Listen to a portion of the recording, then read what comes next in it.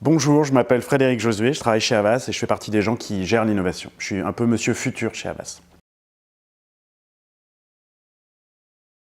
Les plateformes sont les plateformes technologiques. Si on prend Netflix, Amazon, Apple, demain Facebook, ça veut dire qu'au cœur de leur modèle économique, elles utilisent la technologie pour comprendre le consommateur et livrer au consommateur ce qui lui plaît. Alors, comprendre le consommateur, c'est utiliser notamment l'intelligence artificielle et la donnée.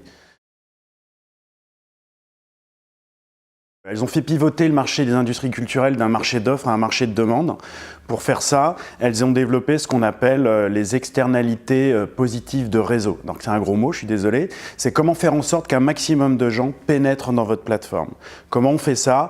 D'abord par une politique agressive sur les prix. Donc elles ont eu des logiques très déflationnistes. Canal, l'abonnement il y a 10 ans, c'était près de 70 €. Si on rajoutait le sport, tout le monde est descendu autour de 9-10 $, donc 9-10 € aussi chez nous. Ensuite, elles ont utilisé un ratio qui s'appelle le cost per first stream, notamment chez Amazon. Qu'est-ce que c'est? Vous prenez la somme des coûts marketing, vous prenez la somme des coûts de production, vous divisez ça par le nombre de personnes qui vont s'abonner pour regarder cette série, et plus ce taux est bas, plus la série elle a de la valeur pour la plateforme qui va produire cette série et qui va la mettre en avant. C'est-à-dire qu'aujourd'hui, l'outil de mesure de la valeur des séries, c'est un outil quantitatif et pas un outil d'évaluation qualitatif. Netflix, Amazon et toutes ces plateformes, elles ont une problématique de brand equity. Elles doivent construire leur marque. Donc elles vont aller vers Roma, elles vont aller vers des grandes séries comme House of Cards, etc. Mais à côté de ça, elles produisent aussi Bird Box, elles vont aussi produire Flaked, elles vont aussi produire tout un ensemble de séries de qualité dégradée qui vont quand même attirer un très grand nombre d'individus sur leur plateforme. Si vous voulez, il y a ce qu'on appelle aux États-Unis un trade-off. Vous ne payez pas cher, vous acceptez une qualité dégradée. Mais à côté de ça, on doit quand même proposer des choses qui vont attirer les gens, l'élite entre guillemets, qui vont faire écrire des papiers aux journalistes. Quand vous regardez un Netflix ou un Amazon, les séries dont on parle, elles sont à 100-110 millions $.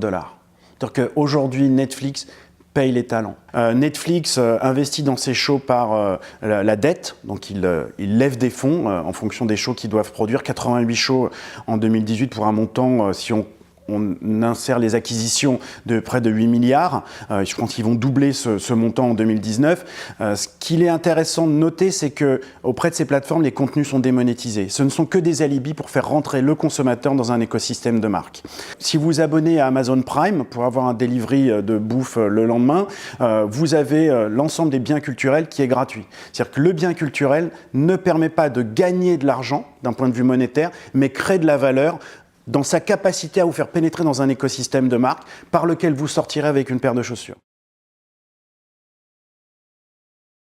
Ce que Netflix est aujourd'hui ne présage pas de ce que Netflix sera demain. Amazon en 95, c'est une librairie en ligne. Amazon aujourd'hui, ils envoient des satellites dans l'espace. Netflix rachètera des sociétés ou se fera racheter par Apple ou un autre et sera constitutif d'un écosystème vraisemblablement plus large. Des places pour des plateformes, il y en a maximum 3. Donc on a déjà Amazon, on a Netflix. Le troisième entrant, ce serait potentiellement Disney. Pour les agences, l'important, c'est maîtriser la donnée. Maîtriser la donnée, c'est maîtriser l'intelligence artificielle qui permet de la donnée de tirer ce qu'on appelle des insights, de la connaissance, et ensuite de maîtriser les technologies qu'on a évoquées lors de cette interview.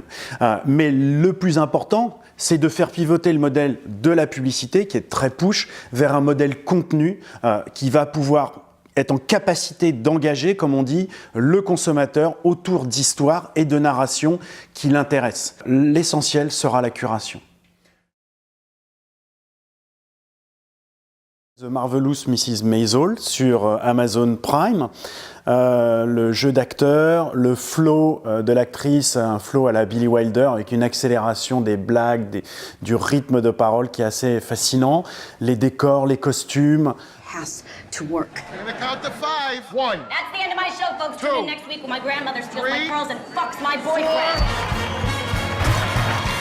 We charge for pictures now.